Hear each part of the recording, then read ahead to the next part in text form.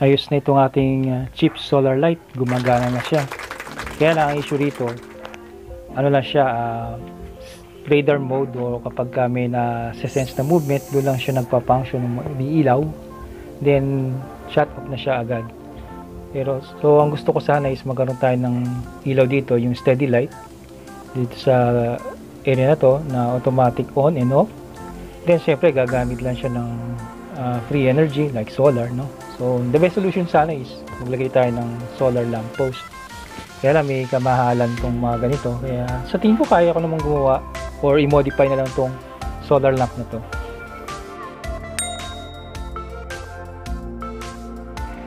Ito, may isa pa akong isang solar lamp na inayos natin, tinanggal natin oxidation ng panel niya, maayos pa naman to. Kaya lang sira na lahat ang batteries na ito. Syempre mumurs lang siya, no? Mumurs, kaya saglit lang madaling masira yung mga batteries niya.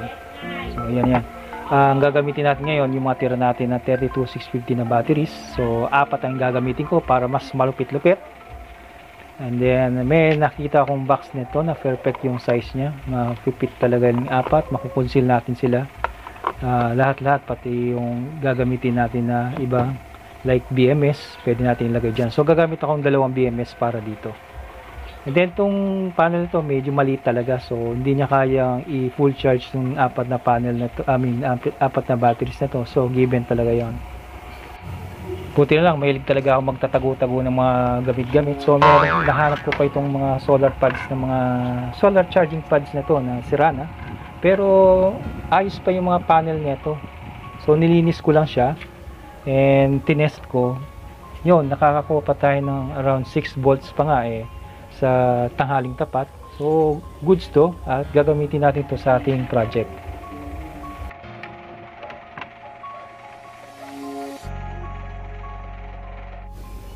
Then gawa naman ako ng simple na frame lang out of aluminum angle bar, manipis lang.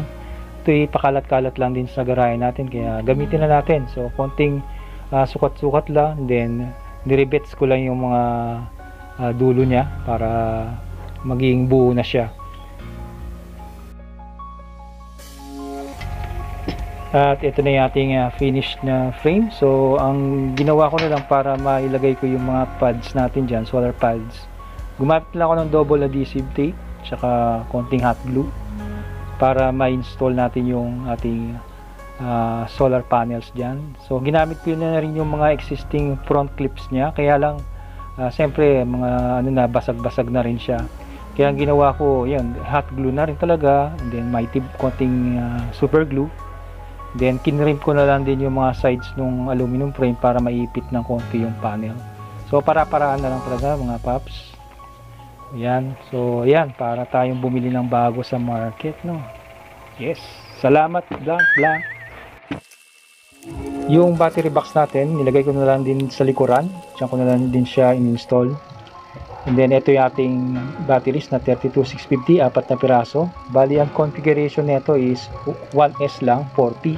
Parang 3.2 volts, 20 amperes. So alam ko medyo overkill siya, pero para ma-ensure ko na yung ilaw natin naka-on siya hanggang umaga. And if mag-incorporate pa ako ng ibang ilaw, kayang-kaya pa na itong batteries natin. Then nag-install din tayong 2 BMS, 3.2 volts siya, over 12 amps talaga ang rate capacity niya. Perfect na perfect yung ating container. So sakto na ilagay natin batteries tsaka ang ating BMS sa loob. And then nilagyan ko na lang din siya ng Bulkasil para sure ko na waterproof talaga at hindi mapapasukan ng tubig yung ating mga batteries. Then nakascrew naman yung box natin. So nilagyan ko na lang zip ties para hindi lang siya bumakas.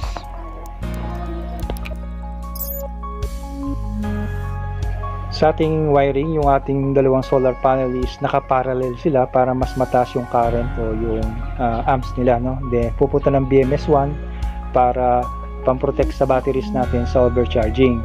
Ang configuration natin is 1S40 nga yung para sa battery natin. Then pupunta ng BMS2 pang-protect sa over-discharge. Then bumili rin ako ng bagong sensor board para, kasi ito meron tong steady light function. Unlike nung existing board natin is radar mode nga lang siya, di ba? So para meron tayong steady lights dun sa ating area. So, ang ating existing panel dito will act as a trigger dito sa ating sensor na lang. Okay, dito sa ating board. Para pagka dumilim na, yun lang magti-trigger. So, may charge man pupunta dito sa ating batteries, pero most ng mga charging is dito sa ating malaking solar panel. So, kapag madilim na, mati-trigger na yung ating board, yung sensor natin, para pailawin na yung ating LED lights. So, most ng power is dadaan dun sa batteries, papuntang BMS2, papunta sa ating board, papunta sa ating ilaw. So, pag-wiring niya is very simple lang naman, kaya hindi naman nakakalito. So, i-test na natin siya. Ang magti-trigger talaga ng sensor natin itong panel na to. So, yan, nag-on siya. Then, pag pinip natin, na-sense niya indoor light natin, nag-off siya, and then, pag tinawag mo, mag-off na siya. Then, nag-paint na lang din tayo ng konti para medyo mas mukha namang factory made, no. Then, nagawa na rin ako ng mga bracket kasi ilalagay natin sila dun sa ating bagong ginawang poste. Yan, para dun sa ating solar panel.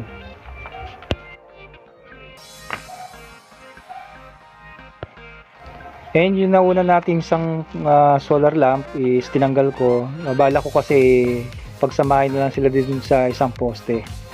Install ko na lang silang parehas yan. Ayan sir, naka-install na siya.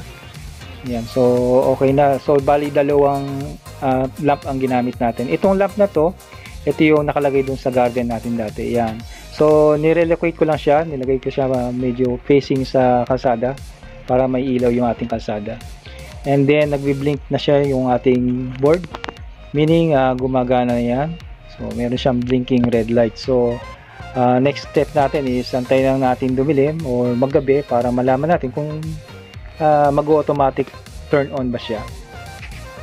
At ayan, yun, mag-automatic turn on naman siya at gumagana yung ating project. So nice. Next is click na natin yung ating like button. At syempre baka hindi ka pa subscribe sa ating channel is syempre click mo na rin yung subscribe button at yung ating notification bell para pagka may bago tayong upload is updated kayo. So ayan, nagkaroon na kayo ng idea na pwede pala yung ganitong project, no. Nice. So yung isa nating ilaw pala, yung sun lamp natin, solar lamp natin na naka-face sa street is naka-radar mode siya. So kapag may nasense siyang movement, doon lang siya magta-turn on. So ayan, wala naman ako ninanakaw dyan guys. So and then pagka mamaya-maya magta-turn off din na siya. By the way, ito is may sarili itong batteries. So hindi pa siya naka-integrate dun sa isang board kasi nga magkaiba yung kanilang function. Isang radar mode at isang steady light mode. Kaya baka balang araw is integrate ko na lang din siya para meron tayong dalawang steady lights na lang dyan after a while. So ayan, so guys, napakaliit lang na gastos actually, pero napaka worth it yung project. Meron tayong libreng ilaw sa gabi using free energy. So thank you for watching and see you on my next video.